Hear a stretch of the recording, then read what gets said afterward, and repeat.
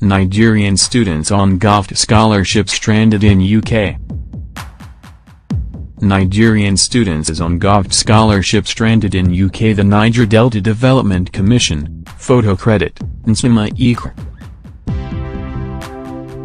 A Nigerian student, who is on the Niger Delta Development Commission funded scholarship in the United Kingdom, has given an insight into the harrowing experience she and other Nigerians are going through in the United Kingdom because of the alleged refusal of the NDDC to remit funds to them.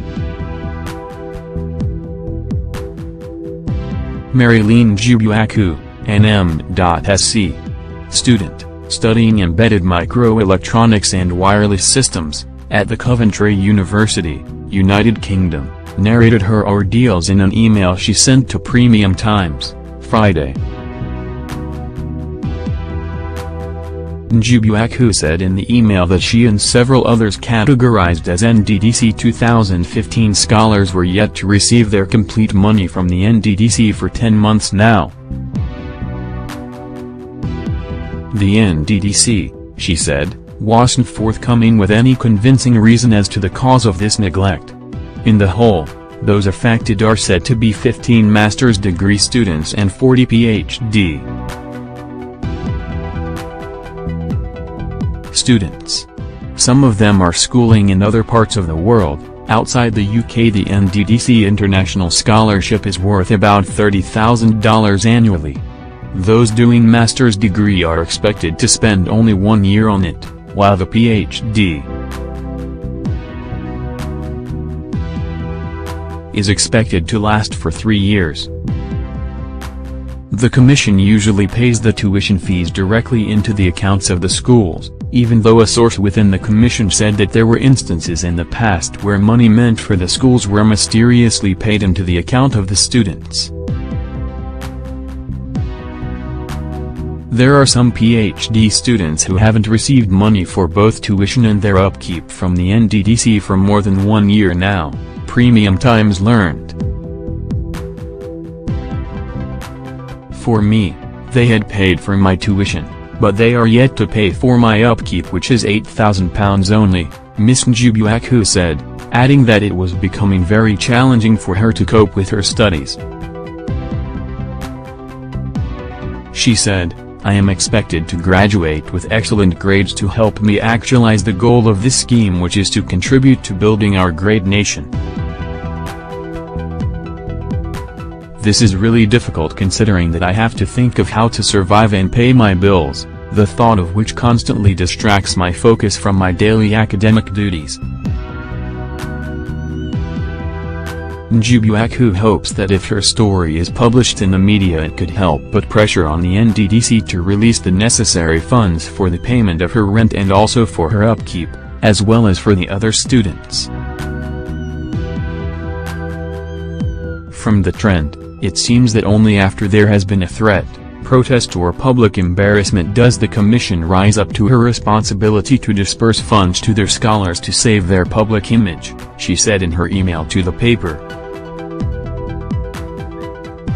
It happened in 2016 when majority of the 2015 scholars were paid a week after their protest in Nigeria embassy in London. Again, after facing pressure from unpaid scholars, the Commission was very prompt to pay the first set of 2016 scholars, 32 in number, claiming, in a press statement, that these were the only scholars that submitted their account details. However, these scholars all came from 2016 set, and the 2015 scholars had submitted their details long before them, she said. Njubuaku had written several letters to NDDC officials, including the managing director, Nsema Ikra, without getting the desired result.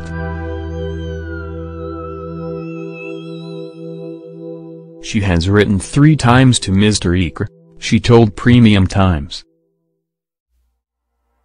Also, she had to resort to pushing an official of the Coventry University, Ryan Bennett Barlow, who is the sponsor recruitment and admission manager, to put pressure on the NDDC. But that too didn't yield any result. Coventry University when she sent an email to the NDDC MD, Mr. Ikre. On April 26, Ms. Njubuaku apologized for contacting him directly, without the following protocol. But she, however, explained to Mr. Ikre that she had to reach out directly to him because of the hardship she and other Nigerian students were passing through in the U.K, despite being on the NDDC scholarship. Njubuaku, from Imo State, told Mr. Ikre that she was from a middle-income family and that her dad was recuperating from a brain surgery. Her mom, she said, was a pensioner who for 2 years now hasn't received any money from the Imo State government, which she had worked for as a civil servant before her retirement. How do I ask them to send me upkeep of £400? That amounts to about N160,000 monthly, she cried out. I have resorted to borrowing countless times because I cannot effectively combine my studies with part-time job as my course is very demanding. As I write to you, my exams are commencing next week, but I cannot help but think about how to pay my rent for the month of May, because it is she who has shelter and food that thinks of writing exams. Mr. Ikre responded to Ms. Njubuaku's email the next day. I understand your situation, the NDDC MD said in his reply. And I have asked that the processes be fast-tracked. 2 months after Mr. Ikre's mail, Ms. Njubuaku and others are still yet to get money from the NDDC. The NDDC, about 2 months ago, remitted money to clear the backlog of funds meant for 32 of its scholars. 2 weeks ago, the Commission released more money to clear a new batch of 80 scholars, with the exemption of the 2015 scholars. Njubuaku is aware that she and others within her batch aren't going to benefit from the latest remittance. Njubuaku, in her mail to Premium Times, however, exonerates Mr. Ikre from their travails. She said they found out from their personal investigations that the NDDC MD, Mr. Ikre, had approved the payment of the outstanding money meant for the 2015 scholars, but that the Executive Director of Finance and Administration, Min Derek, was the one stalling it. Mr. Min Derek has refused to append his signature to the payment, she said. To think that our payment was not being delayed by CBN process, as was earlier told us, but rather by the signature of one man is really disturbing. As if to further exacerbate issues, the NDDC has now called for application for the 2017 postgraduate scholarship scheme when they have not paid a backlog of scholars dating back to 2015. What then is the rationale behind calling for fresh application? To subject more Nigerians to the pains and struggles of living and studying in foreign lands without support from their sponsors. To further ridicule the image of our beloved country by forcing scholars to work odd jobs at odd hours just to survive? Or is this designed to push the unsuspecting citizen into some form of slavery or negative vices? When Premium Times contacted the Director of Corporate Affairs in the NDDC, Ibida Abosid, on the matter, he dismissed it as being a non-issue.